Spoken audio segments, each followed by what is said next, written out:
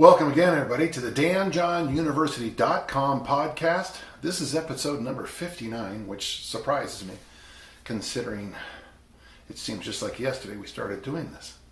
We have a question from Albert. That was my father's name. I feel like my military press is severely lacking compared to where I'm at in all my other lifts. Just before I get going here, Albert, that's extremely common in the modern era, if you think the modern era is anything after about 1970, 1975. When the advent of the bench press showed up, people stopped doing military presses and they lost the skill, what you need to military press well. The bench is a much more friendly lift, so let's continue the question. I worry not because of ego, that would be my issue, but because I don't want to carry any imbalance forward in life that might impede my day-to-day life. Very good. My technique in the military press is relatively poor, probably due to low shoulder mobility. I have trouble locking out and getting the weight above my head. It always feels like I'm pushing it slightly forward. If you don't mind, I don't think that's necessarily a bad thing. When I first came up, a lot of guys had that issue, and they competed in the military press. But I would need to see some video on this, or maybe a picture of the issue. And just remember that in the future, Albert. If I lie on my back and extend my arms over my head, I cannot get my arms to lie flat on the floor, same here, nor touch the floor with the back of my hands. Before I move on, one thing Mike Brown has me do is a thing called touchdowns. And you lie on your back, and it does help me to have my knees bent so my feet are flat on the ground, like you're doing a hip thrust. And push the lower back in. Now, when you push the lower back in on this stretch, you can even see right now what happens. I come forward, and then we just do the exercise where we do touchdowns.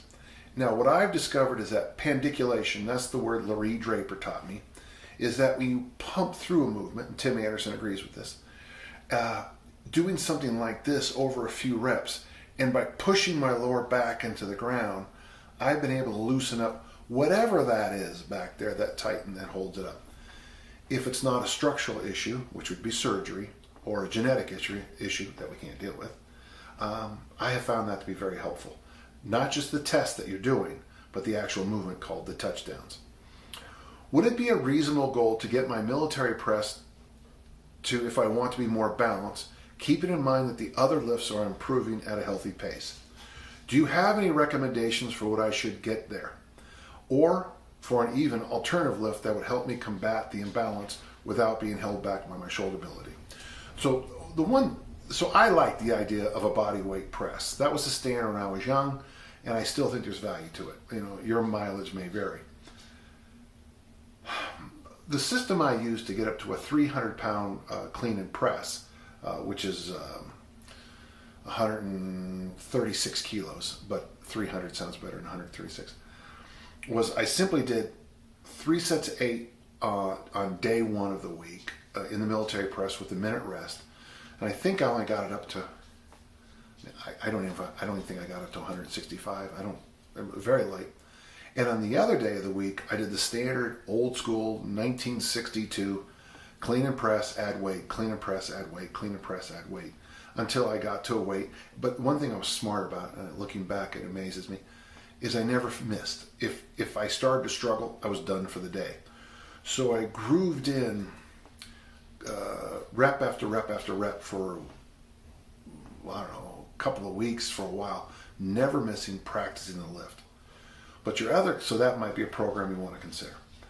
And it's pretty simple. The other thing is, I'm a big believer in the one-hand kettlebell press.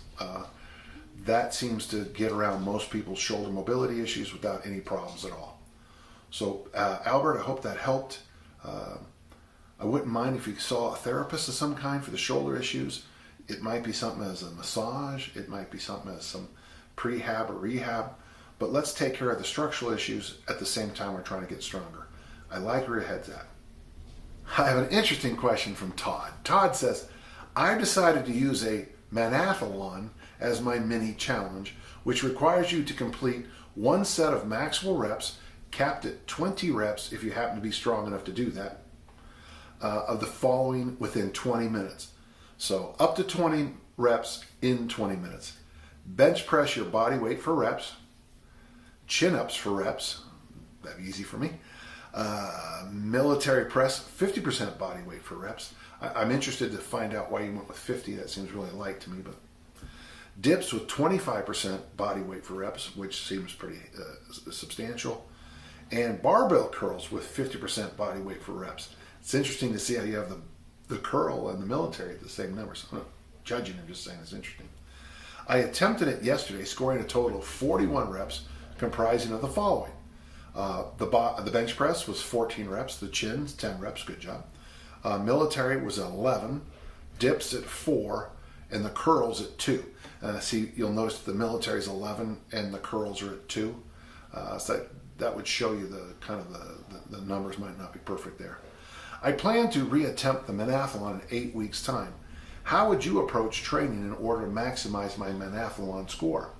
You know, I'm no expert on this, but my friend Barry Ross did a really interesting thing to help prepare someone for the combine. And what he did is he had the person do a max bench press. It was for the bench press. And what he found out that when he stuck it into the standard numbers, the Prilipin numbers or something, he looked at the numbers worked out perfectly. So one idea is for you to up your maxes. So over the next, so you got 8 weeks, maybe over the next 4 weeks, try a standard, old school, do 1 or 2 reps, add weight, 1 or 2 reps, add weight, 1 or 2 reps, add weight, and try to get your maxes up over the next 4 weeks. I would say 2 weeks out, you'd want to train the higher reps. But from what I can see here, you need to get stronger on your max. That body weight, that barbell curl you did at 50% body weight for 2, that's telling me that you're sneaking either at your max or you're sneaking up on it. So basic strength programming is going to help you. And you can make some huge gains in about 4 weeks. Basic strength for 4 weeks, and then practice the test for 2. And then get back to me and let me know how you did. Thank you. We have a question from Tony. My question is about loaded carries. In my line of work, I have performed all types of different real-world loaded carries. A friend of mine is a Green Beret, and he sent me pictures of a lot of the work that they do. And it was interesting because a lot of the guys will train by running and do stuff like that. And my friend tells me that when you think about it, the bulk of what they do is loaded carries. So why aren't you, instead of going on a little jog or doing some bodybuilding, you should be carrying stuff. You make a good point. And as such, I've incorporated loaded carries into my workouts. I do bear hug carries and farmer carries mostly, but lately I've been doing Zercher carries with an 80-pound sandbag. We call those bear hug carries. I would like your thought on Zercher carries and their effectiveness. Personally, I think it's one of the most important things you can do. I think it's a lost exercise. I have pictures of football players doing it in 1962. My thought is that carrying and walking at the same time, it is what builds up what I call that anaconda strength, or that inner tube strength that you have inside your body. I think it's crucial for improvement.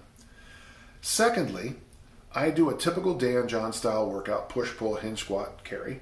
And when I get to the carries, I do an 80-pound bear hug or Zercher around a 100-foot oval, or a 48K plus 40K farmer's walk, he doesn't have pairs, around the same 100-foot oval. One time around is 1 rep, and I do 5 reps. That's a lot of work. So 5 times around a 100-foot oval, varied weights, is that enough? Is the oval big enough? Yeah. When I complete the carries, I'm tired and it feels right, but I'd like a little clarity. Listen, Tony, what you're doing is fine. My experience is a little different, but it doesn't mean you're wrong. It just means my experience is different. Boy, is that an important point. I wish you would all just highlight what I just said on your computer screen. I believe you should never do the same loaded carry if you can help it. Now, obviously, farmer walks, when I go down the curb and back, I mean, that's what it is. But I like to have a lot of variation on my loaded carry workouts. For example, with that 48 and your 40, you could do suitcase carries one day. That'd be the one-handed carry. That'll be an eye-opener for you. Doing a loop with one hand. It's much harder than the farmer walk, oddly. You could do a workout where you did left suitcase carry, right suitcase carry, double it up for farmer walk, bear hug carry, see you tomorrow. You could put a weighted backpack, which is a huge thing we do here at this gym, and do the same exercise 2 weeks later. But I would suggest varying it a little bit, but what you're doing is very good, and since it's working, let's not fix something that's working. Tony, keep me apprised of your progress, and I'll be here for you. Got a question from Andrew. I am looking for a program to get stronger. Lift weights. Thank you very much for your question. Oh, sorry. But I have a limitation. I'm currently on my 17th year of active duty in the Coast Guard, which is a full-time job. Yes, it is a full-time job, and I've always thought that our good friends in the Coast Guard are the most underrated people in our service. I've always told, when my athletes have asked me about doing military service, I've always encouraged them to do Coast Guard, because it is the day you get out of boot camp, man, you are active, and you might be, you're going to have an adventure from day one. So thank you for your service. I am also in seminary full time. You have a busy day. On the top of that, I have a wife, 3 daughters, ministry, and a father-in-law with ALZ in my home. I'm busy. I have 30 minutes every morning that I can dedicate to workouts in my garage.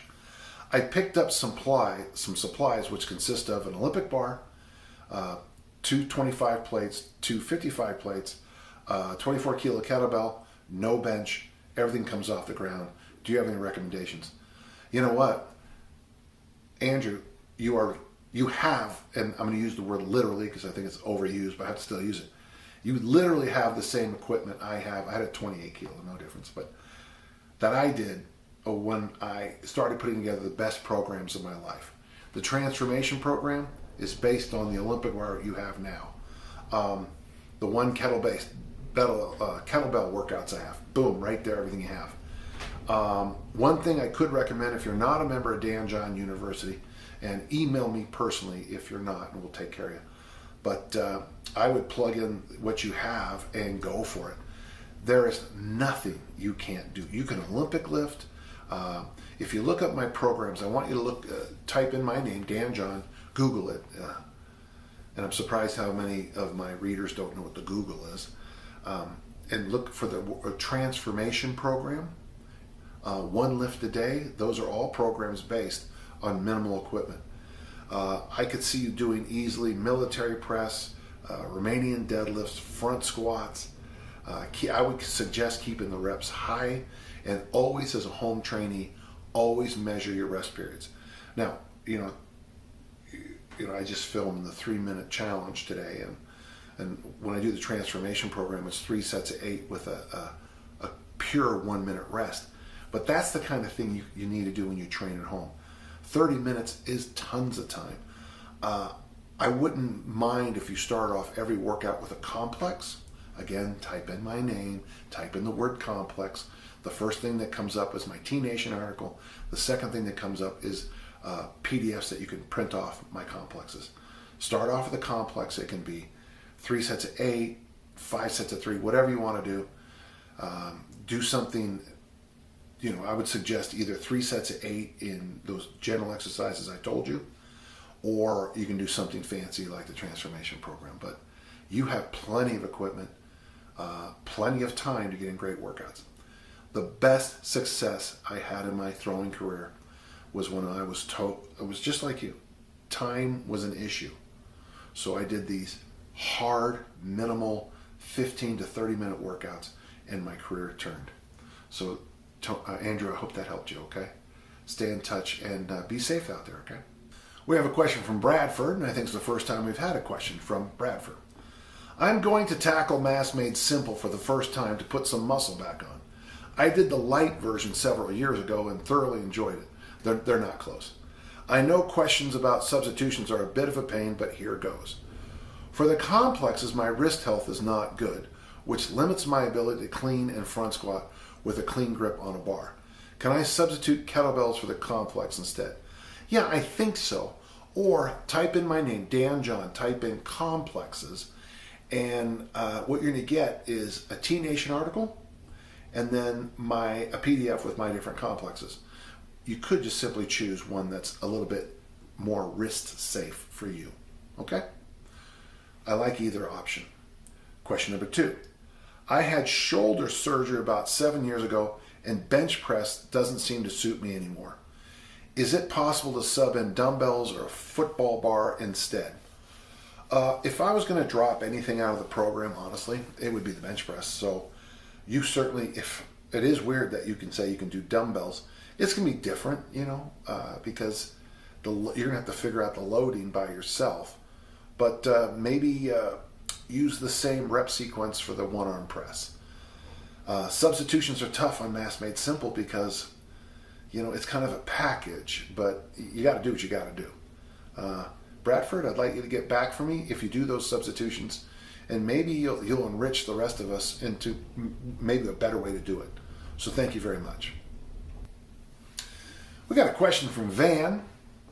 Do you have any thoughts on the benefits of doing circuit training versus 3 sets of a single lift and then moving on to the next? Is one way better than the other for any reason? No. It's one of those questions where this is an absolute both is best. It's weird you say circuit training, because here's right here one of the original books, Ulrich Jonas' circuit training book. It's German, but it's a book that I constantly pick up off my desk. Circuit training's job is to have you raise more qualities in a limited amount of time. So what you're trying to do there's several ways to do circuit training, and I don't want to get into all of them. Well, real quickly, the two we learned first were where you do a curl followed by a tricep extension. You do a leg extension followed by a leg curl, a push followed by a pull. That style. The other style we did when I was young, upper body, lower body, upper body, lower body, upper body, lower body. Of course, that's just Jonah throws in skill exercises. So you'll do 5 or 6 lifts, some hurdles, and then do some layups with the basketball. I mean, you can really run with this. So what you're trying to do with circuit training is classic density training. More work, same amount of time. Or more work, less time as you move up. With the other kind of lifting, what we consider the standard lifting, whatever the historical old schools, you do an exercise, your next exercise, next exercise. That's how you get stronger, and that's how you build hypertrophy. Yes, you can get stronger in circuit training. Yes, you can hypertrophy in circuit training, but the better toolkit is the straight sets. So this is one of those great questions where you should probably have both in your yearly cycle. Simple question. Thanks, Van. We have a question from Mark, which is interesting, and I'm not sure I can help him. Mark says, my question is about sweating. I sweat a lot. I am 38 years old and I try to keep in shape. I drink at least 3 liters of water a day. My main sport is BJJ. I've always sweated a lot, but it seems to be getting worse as I get older. Should I be adding electrolytes or something like that to my water bottle? Hi, I'm Dan. I'm a sweater too. My daughter Lindsay has it, I guess, quite badly. She tells me funny stories. I always keep 32 ounces of water next to me when I sleep at night. And often I'll wake up in the morning, I don't know how I've emptied the whole thing at night, because I have the night sweats. I got the night sweats. Should you add electrolytes? That would be something you might want to test. When I do my blood tests, we always get those numbers back, and my numbers are always fine. As I understand it, if you're eating your fruits and vegetables, you're getting the kinds of things you need. When I do the potato hack, that's when you eat potatoes. Basically, that's all you eat for 2 days. Especially if you're doing a photo shoot or you want to look good for something like a wedding. The reason the potato hack works so well is because there's a lot of potassium in potatoes, and the potassium seems to drop your sodium levels. I'm seriously, so what I'm telling you is if your vegetable and fruit intake is solid and you're drinking enough water, I'm not a huge believer in those urine charts. But when I was in the Middle East and picked up that little parasite, that was when I realized that there is some value to it. But if your urination is still clear, I think you're to be okay. Having said all that, I don't want to give any medical advice, but blood tests and maybe talking to a doctor about this. Is it symptomatic of something else? It could be. But if it's like me and members of my family, we sweat. We are night sweaters. My brother had it, for sure. I think Phil had it. I obviously can't talk to him anymore. But it's just something we do. It's never been a problem for my health. In fact, I think there's some value to it. But be sure you get that blood test, get that annual physical, get the blood test, ask your doctor. I would be careful about going online and looking it up because, what does Mike Brown always say? The third thing is always cancer. But it might be worth your time to do a medical checkup and a good blood test. I hope that helps. Thank you. Well, there you go. If you have questions for the podcast, please email them to podcast@danjohnuniversity.com. As I always say, I'll do my best to answer every question you have. Thank you and see you again soon.